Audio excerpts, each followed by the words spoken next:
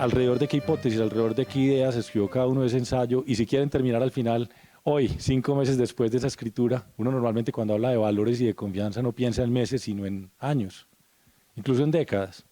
Pero en este caso yo creo que amerita, por la situación que estamos viviendo en Colombia, un nuevo pico de la pandemia de la COVID-19 y un momento de malestar social y protestas ciudadanas, que nos preguntemos qué cambió entre enero del año 2021, en que entregamos este ensayo a la editorial, y en mayo, junio de este mismo año. Si quieres arrancamos por ti, Gustavo, si te suena. Listo, muchas gracias, David. No, en el momento que escribí el ensayo había como un lado optimista en que Colombia parecía haber manejado bien la pandemia, es decir, no se había disparado, no se había salido de control los números, y parecía que próxima a la llegada de la vacuna el país iba a poder evitar una ola tan grande como la que tenemos hoy. De algún modo no fue así, pero vino ya el otro pedazo que sí era preocupante, que también hablaba el texto, y era el deterioro de las condiciones de vida, que ya se veía en ese momento y que eventualmente iba a levantar un polvorín por las condiciones de malestar social. Y eso ocurrió más rápido de lo que pensábamos. Y esa es la gran diferencia de lo que había a finales del año pasado al momento en que estamos hoy. El malestar social explotó en las calles y le mostró al Estado toda su crisis de legitimidad que tenía. Y es una crisis de legitimidad, además, muy preocupante, porque va no solo hacia el gobierno, sino a otros sectores de la sociedad, con una idea de enorme injusticia y de necesidad de igualdad social, igualdad de oportunidades, igualdad de servicio al Estado, igualdad de ingresos. Donde además no es claro ese mensaje dentro del malestar social, y no son claros ni sus representantes, que sería bueno que lo discutiéramos también a lo largo del día de hoy dentro de esta discusión sobre la confianza.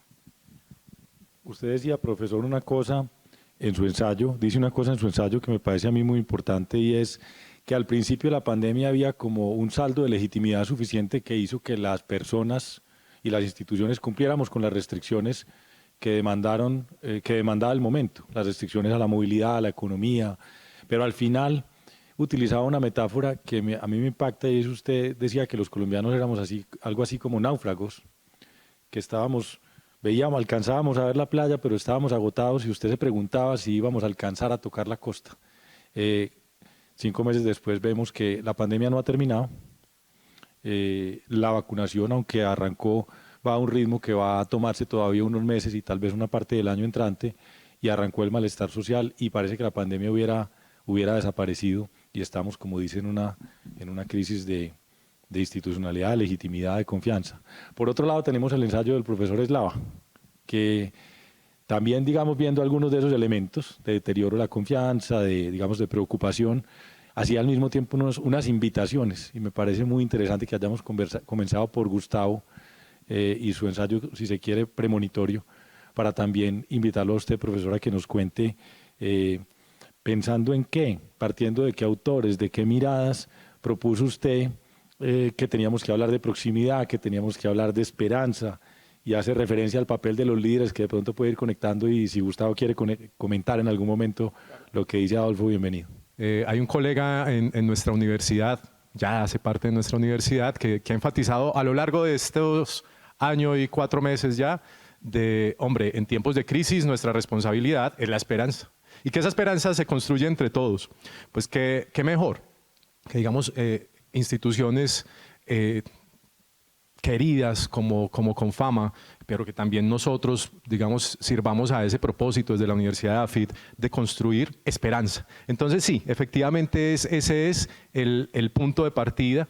Y a mí me gustan mucho las metáforas, que a lo largo, en particular David, casi que en cada párrafo plantea una metáfora muy valiosa, pero creo que la metáfora que nos encierra, o que nos aloja, mejor, toda la discusión es esta del espejo, y que me parece muy bella, en el sentido de, claro, el espejo, y lo podemos decir, hombre, uno se mira al espejo, yo me miro al espejo y veo arrugas, y veo menos pelo cada vez más, no sé. que eso puede ser alarmante, ¿no es cierto? Cada uno en casa puede hacer el ejercicio. Sin embargo, el reto es mirar, pero bueno, miremos en conjunto, aquí tenemos que mirar esto con una perspectiva esperanzadora. Y a eso apunta, digamos, como el texto. Decía David que sí, efectivamente hay algunos autores.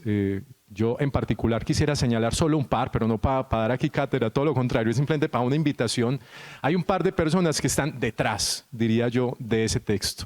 Hay una en particular que se llama María Zambrano, que se les recomiendo, es una filósofa española, valiosísima, valiosísima en particular para estos momentos. Cuando yo les digo que el espejo nos define eso que no queremos ver, como que nos lo define con precisión, María Zambrano diría algo así como, ahí está la crisis, ahí está el momento crítico. Sin embargo, de lo que se trata es de hacer de esa crisis una ocasión fecunda.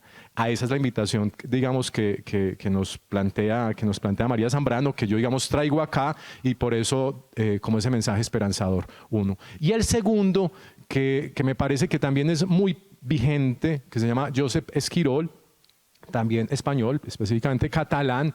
Hay un texto allí de fondo que se ve, que es la resistencia íntima, que yo creo que también es muy valioso a propósito de cómo hacer fecunda esta crisis, porque esta crisis se hace fecunda, para empatar con la pregunta por el líder, del papel de los líderes, a partir del coraje. A partir del coraje, digamos, si vamos a hablar aquí esta mañana alrededor de la confianza, es importante señalar el papel que juega el coraje que digamos, cada uno se juega en el foro interno, pero en particular las condiciones de hoy nos van a exigir, profe Duncan, eso, en el líder, esas decisiones con coraje, esas decisiones que se aparten de la demoscopia, que se aparten de la encuesta, que se aparten de eso para que efectivamente estén nuestros gobernantes a la altura del reto que esta crisis nos plantea. Eso.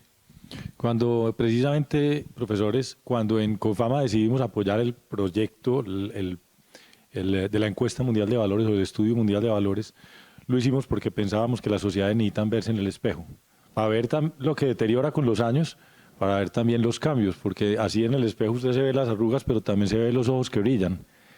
Y encontramos, de hecho, en el trabajo, y lo dice el profesor o el investigador Andrés Casas, encontramos unas tendencias bien interesantes que parecen ser como unos primeros signos de modernización, secularización de la sociedad colombiana. Empieza uno a ver un respeto por el medio ambiente distinto, una relación con los temas que tienen que ver con la inclusión de mujeres y otras poblaciones en la vida social y económica muy interesantes.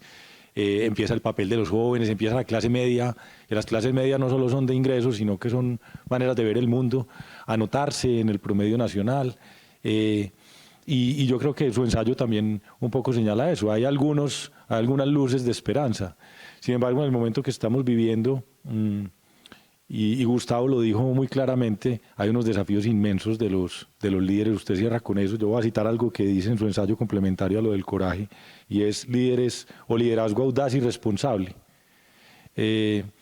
Y al final del ensayo de Gustavo, él habla del desafío que tenemos, de como esa especie, usted es escéptico en ese final, dice, ¿qué va a pasar? ¿Seremos capaces de afrontar este resto de año, este final de la pandemia, las elecciones del año 22, de una manera, las elecciones presidenciales y de Congreso del año 2022 en Colombia, de una manera, digamos, exitosa como sociedad? Que exitosa no es la solución definitiva, pero es el avance progresivo lento que esperamos en las democracias modernas.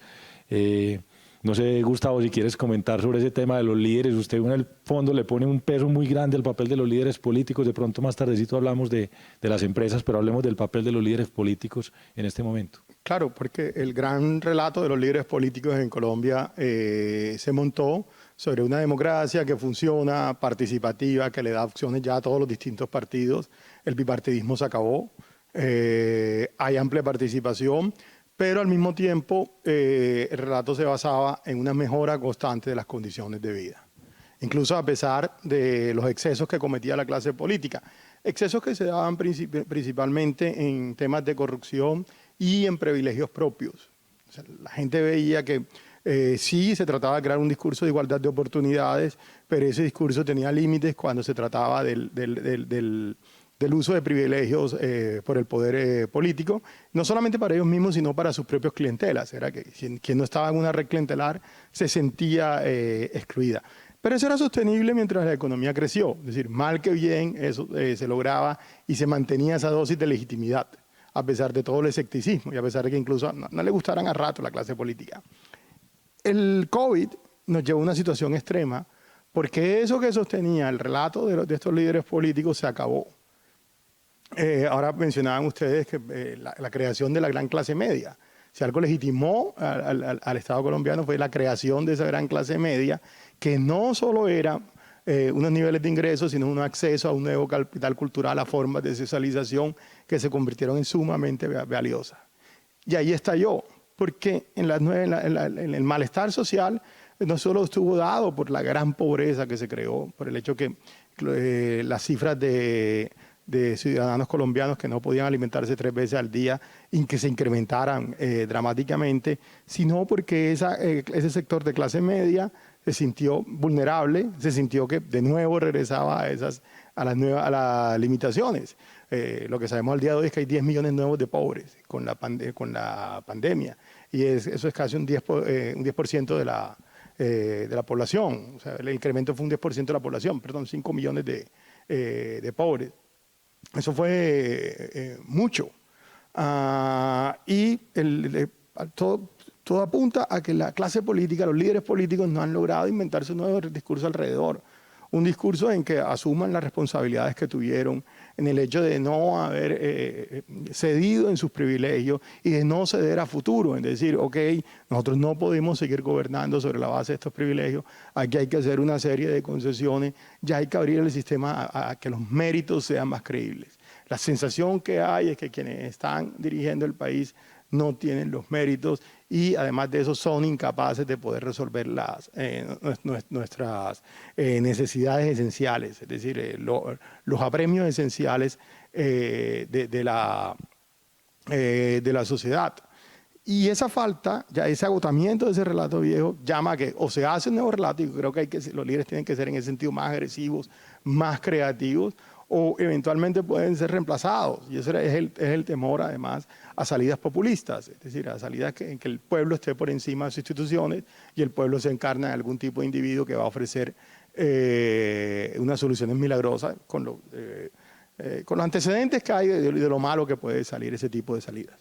Y como muchas personas que nos están oyendo en esta grabación, en esta charla, también se preguntan no solo por las instituciones, las empresas, las universidades, los gobernantes, sino legítimamente qué puedo hacer yo para construir confianza en un país que desconfía. Hablemos un poquito de las personas. No sé si alguno de ustedes se quiere meter en esta propuesta.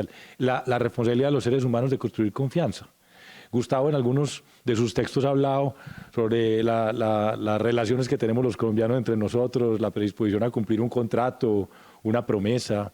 Algo le he leído de eso, no sé si usted, Adolfo, quiere también entrar en ese tema. Sí, David, Gustavo, si me permiten, yo les quiero compartir, esto lo hemos conversado en otras ocasiones, pero me parece valioso traerlo acá, y es, si vamos a hablar de construir confianza, pues pongámonos de acuerdo como en una definición sencilla. ¿Y qué entendemos por confianza? A mí me gustaría remarcar que confianza es una decisión que nosotros tomamos, pero que consiste en dejar parte del propio bienestar en manos de otro. Eso, decisión deliberada de dejar parte del propio bienestar en manos de otro. Y yo quisiera poner aquí para ilustrar la conversación, por ejemplo, el tema de la educación. No la educación estrictamente como institución educativa. También, de nuevo, a los que nos están viendo, pensar es que la educación es justamente ese terreno donde la confianza se hace palpable. Cuando un padre de familia, pensemos nosotros, los hijos de Duncan, los hijos de Slava, que van al colegio, cuando tomamos esa decisión de elegir un colegio, estamos dejando parte literalmente de nuestro propio bienestar en ese colegio, en esos profesores. Pero luego dentro de la institución educativa, el estudiante confía mucho en ese profesor y las directivas confían en el profesor. Eso, entonces hay un escenario, un terreno bellísimo que hace patente lo que quiero enfatizar, es que tenemos la disposición a confiar, lo que tenemos es que activarla, lo que tenemos es que, digamos, crear esos escenarios en los que se haga posible. es verdad, nuestros datos nos hablan, digamos, como de ese escenario de desconfianza, en particular de lo que nos plantea David respecto a la confianza en el desconocido. Son niveles bajos, tradicionalmente bajos, pero de nuevo la invitación es, miren, tengo la oportunidad de conversar en aula de clase con los hermanos peruanos y ellos están pasando por una, digamos, situación en este momento, momentos de elecciones en que apenas se está dando un ganador una semana después, pero también porque la encuesta mundial de valores los pone en el último lugar. Entonces, también como decir, nosotros en Colombia, digamos como que no estamos tan mal, y en particular en Antioquia, esa confianza, por ejemplo, en instituciones también es superior a Colombia. Entonces, un poco como de tomar de ahí que tenemos esa posibilidad de nutrir el cultivo de la confianza. Y quería ilustrarlo como con ese ejemplo de la educación, un poco para que todos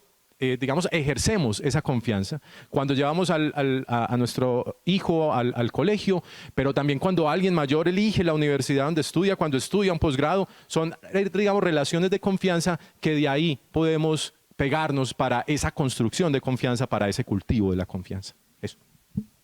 Sí, y la confianza también tiene una gran dosis de predictibilidad.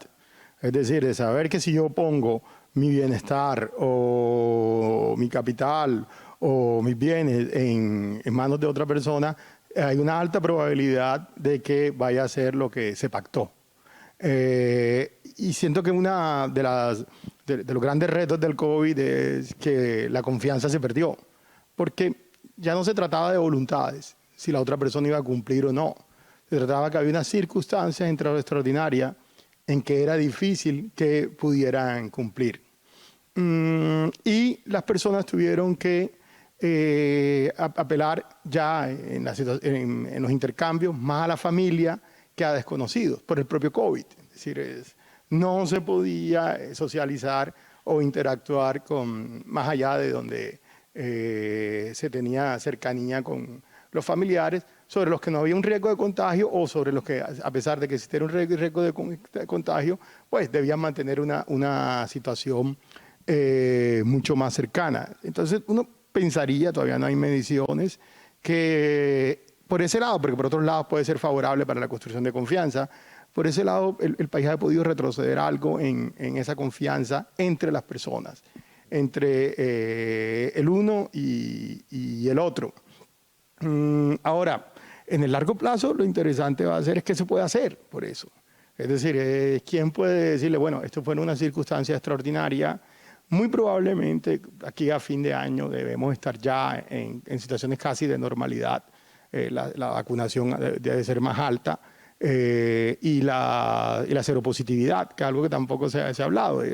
Eventualmente a fin de año no es solo que se haya vacunado más gente, sino que también ya mucha más gente tuvo contacto con el virus y la mayoría de ellos van a tener anticuerpos. O sea, ya eso podemos entrar a una nueva normalidad. Y la pregunta es, bueno, ¿y cómo vamos a hacer para reconstruir lo que teníamos en ese sentido? No solo reconstruir lo que teníamos en términos económicos, sino lo poco que teníamos también en términos de elaboración y de construcción de confianza para volver a empezar. Y esto lo digo sobre todo con algo de chispa para encender el debate es mucho más difícil construir confianza cuando es un país polarizado, como parece que estamos entrando. A mí me da pena hablar de sabiduría popular ancestral de las abuelas con dos académicos como ustedes, pero oyendo lo que dice Gustavo, me acuerdo de esa frase de las abuelas de lo difícil que es construir confianza y lo fácil que se destruye con un solo gesto. De hecho, Gustavo y Adolfo, a mitad del año pasado sí hicimos una medición preliminar con el grupo de la Encuesta Mundial de Valores sobre qué había pasado con los valores en la crisis. Y los primeros indicadores, porque el proyecto no ha terminado, eran bastante esperanzadores y positivos. Lo que tú dices, Gustavo, en un principio aumentó esa idea de la solidaridad. Las comunidades se apoyaron a sí mismos, la familia, el barrio, la vereda, y también hubo un par de confianza, como decís también en tu ensayo, en los gobernantes, como que hicieron lo que tenían que hacer en ese primer momento de la pandemia, tomar decisiones para cuidar la vida, que fue básicamente como la línea general de los gobernantes en todos los niveles, el presidente, gobernadores, alcaldes. Y también aparece una cosa muy interesante, que es un leve salto, un quiebre en la tendencia que raramente se da así como en meses. Como decíamos ahorita, la confianza se construye lentamente, es como una artesanía. Alrededor de la confianza en las empresas también. Porque las empresas, que también creo que lo menciona Gustavo en su trabajo, fueron muy activas, no solo cuidando a sus trabajadores y cuidando el empleo. Básicamente la mediana y la gran empresa colombiana mantuvieron buena parte del empleo. De hecho, ya en este momento estamos en niveles de empleo formal para Antioquia, que son los datos que yo más manejo.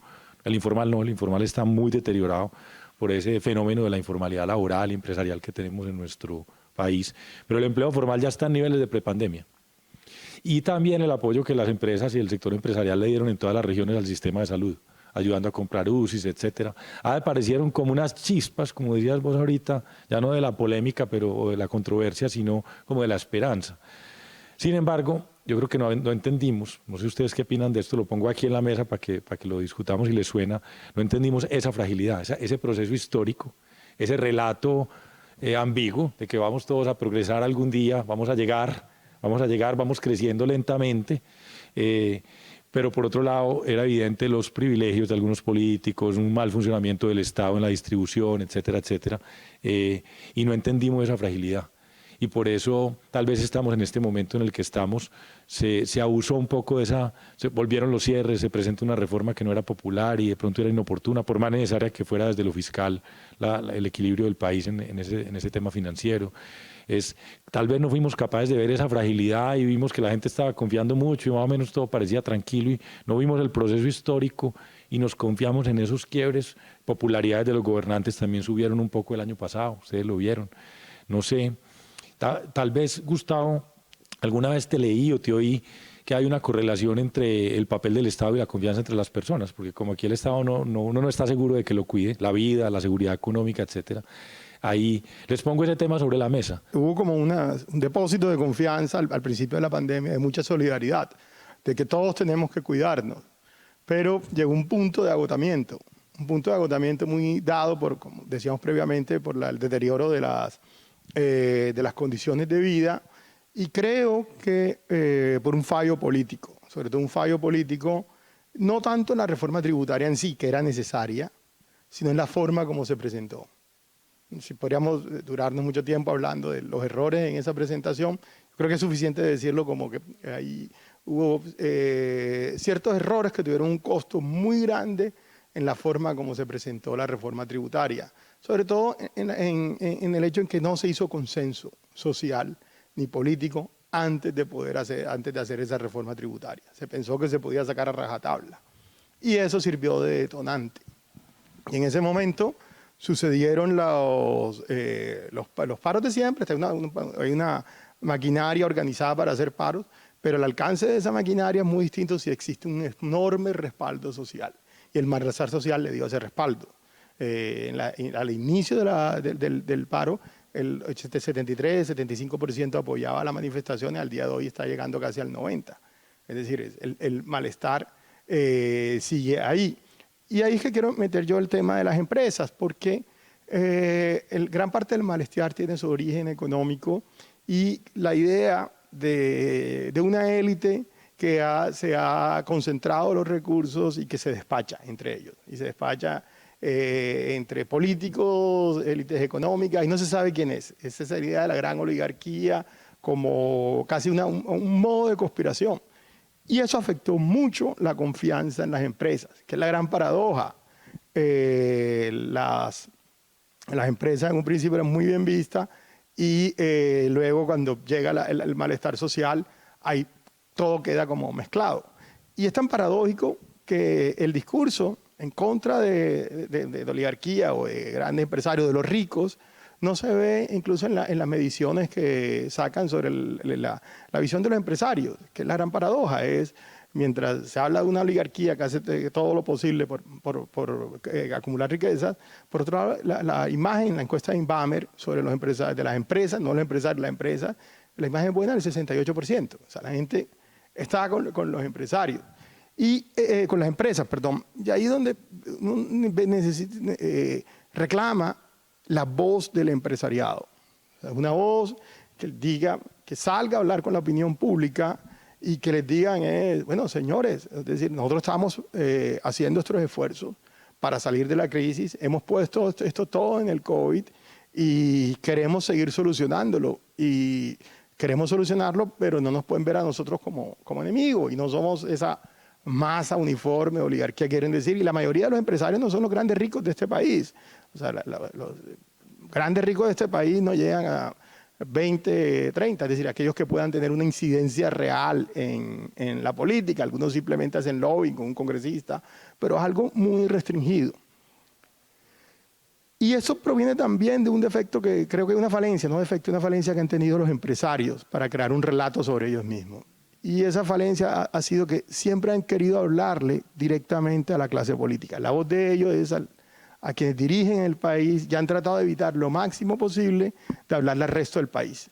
En gran parte porque no quieren meterse en política. Yo creo que ahí está el gran desafío. Deberían los empresarios crear su relato propio y hablarle a ese resto del país para construir una confianza de la ciudadanía y la necesidad del sector empresarial y cómo el sector empresarial contribuye al bienestar de la población, no solo creando empleo, sino de diversas formas que van más allá de la creación del empleo. Yo creo que es el gran desafío que tiene el sector empresarial en la creación de un relato hacia la confianza sobre él. Ahí me gustaría sumar como un ingrediente también, como ustedes lo llamaron ahora, de chispazo polémico, porque de hecho la invitación es a eso, provocar primero la lectura del texto, pero también para abrir espacios de conversación, que esta sea la primera de muchas conversaciones y pues eso, con empresarios en particular.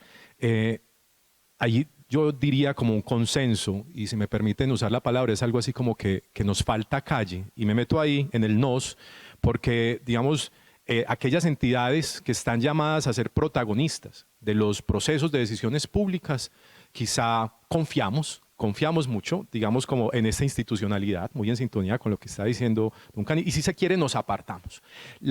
Insisto, ahí a las empresas, digamos, es como la invitación y por eso es provocador, pero créanme que también desde las universidades reconocemos que falta también ese paso de, digamos, de retomar más la calle, y la calle significa ir directamente a medir el pulso de qué es lo que se está padeciendo realmente en el barrio, en la vereda. Y yo creo que por ahí tenemos un trabajo, a mi modo de ver, conjunto. Quisiera lanzar, digamos, como el ingrediente polémico, pero también como con algún elemento de resolución, de búsqueda de solución, y pasa por la conversación, necesariamente. Por ahí en el texto hago cierto uso de la mnemotecnia alrededor de la letra C. Me han escuchado hablar de la crisis, pues obviamente de la confianza, pero en particular como con este criterio de solución alrededor de la conversación. De hecho, nosotros pues que hemos promovido la idea del capitalismo consciente, que es como una transformación no solo de la narrativa, sino de la acción empresarial y del papel de sus líderes, nos hemos preguntado en estas últimas semanas y meses cuál es el papel de los líderes empresariales. Bueno, fue la revista The Economist la que hace también unas pocas semanas puso en su portada la idea del CEO, como dicen en inglés, el presidente de empresa, el líder empresarial político, que abraza causas, que se compromete, que habla no solo a los empresarios, a los gobernantes, perdón, sino al público en general, a sus trabajadores.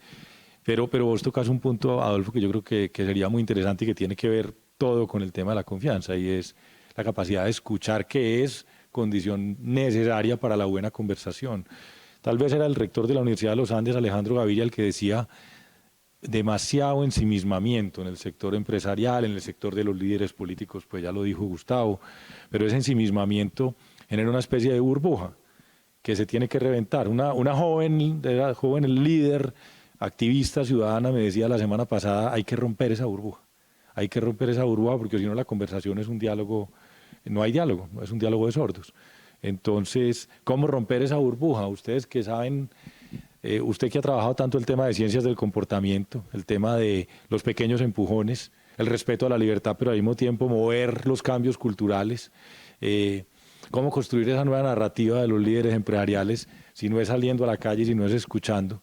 No sé qué ideas tienen, porque creo que muchos empresarios que son parte de esta comunidad de Confama, de la Universidad de AFIT, ambas fundadas con una diferencia de pocos años, con liderazgo de lo que hoy es la ANDI, Hoy en día cada una ha tomado su propio camino y pues por supuesto en el caso de Confama los sindicatos obreros tienen un papel clave y en el caso de la universidad es una universidad no empresarial pero que tiene una buena relación con el sector empresarial.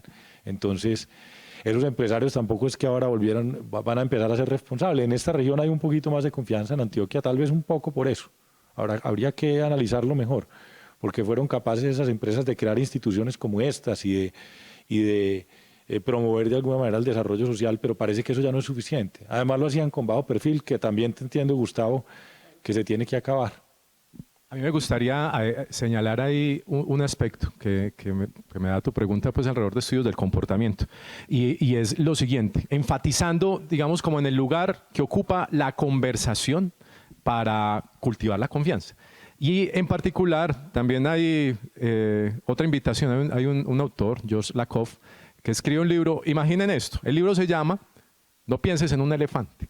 Y de inmediato pues uno piensa en el elefante. Digamos a lo que nos invita el analista con esto es que también tenemos unos encuadres que tiene todo que ver con esta narrativa a la que nos invita el profe Duncan y justamente la conversación nos permite construir colectivamente, yo diría ajustar colectivamente esos marcos mentales en los que nos movemos y eso es puro estudios del comportamiento. Ahora bien, a partir de la conversación. ¿Y por qué en el lugar de la conversación? En particular, nosotros los antioqueños, digamos, tenemos ese activo. Si uno se sienta en el parque de cualquier municipio y se compra una gaseosa, es fácil entablar una conversación a propósito de la Copa América, a propósito de Egan Bernal, a propósito de lo que sea. La conversación se da naturalmente. ¿Cuál es el reto? El reto es, digamos, orientar esa conversación. Y yo creo que estamos en el momento más indicado, en propiciar conversaciones como de varios tipos, una conversación digamos que nos permite indagar qué es lo que tenemos, cuáles son digamos como el mapa de dolores, pero también para juntos, que es digamos otro de los autores que tal vez pasé por alto ahorita, que es Richard Sennett, que ese es el título y hay un apartado pues allí en el texto que hace referencia a Richard Sennett que nos invita a eso, a la necesidad de construir un nosotros efectivamente. Ahorita escuchaba, pues aquí en estas sesiones luego tienen la oportunidad de verlo a Salomé y Hernando hablando de eso, de la posibilidad, de la diferencia, de la posibilidad de la conversa, no a pesar de, sino gracias a la diferencia.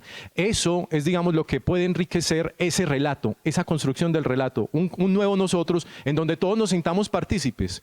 Y simplemente dejo ahí un gran titular en el que todos estamos invitados que se llama Tenemos que hablar Colombia, que apunta en esa dirección, tal vez ahorita podemos dar algún detalle, pero que busca activar la conversación, construir un nosotros a partir de ese cultivo, como lo decía muy bien ahorita David, en el tema de cultivar significa, y eso lo saben muy bien nuestros padres o abuelos, cultivar implica paciencia. No vamos a cosechar confianza el próximo mes. Esto es un proceso, digamos, de paciencia, pero que tiene que ver con esto, con esa conversación como detonante para construir la confianza. Sí, y no es fácil, porque estoy totalmente de acuerdo con David en que el asunto es saber escuchar y saber interactuar con los otros. Por lo general la interacción en las empresas se da dentro de su campo de interés directo y dentro de sus propios empleados. Es ahí hasta donde llega la conversación.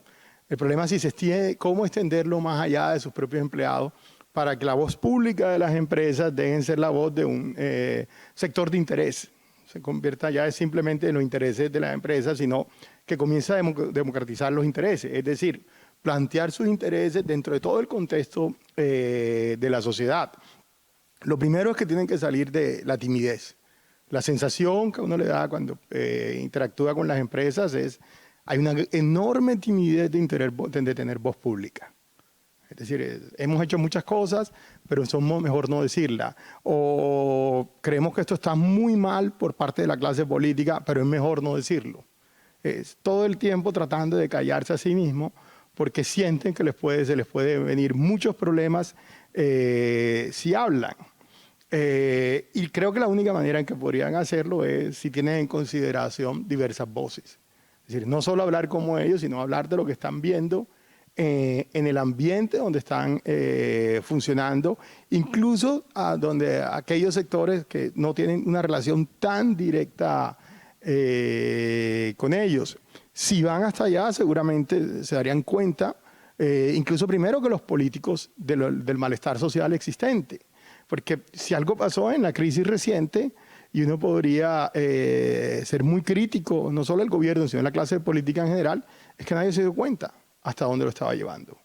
Tengo un amigo que él trabaja en marketing político y hizo estimación y me decía desde marzo, me decía, mira, esto se está incubando, aquí hay un enorme malestar, aquí viene esto, y se lo dijo incluso al político que él asesoraba, a la política, en este caso que asesoraba, y le dije, mira, hay que hacer algo con esto, y no fueron capaces de decir nada.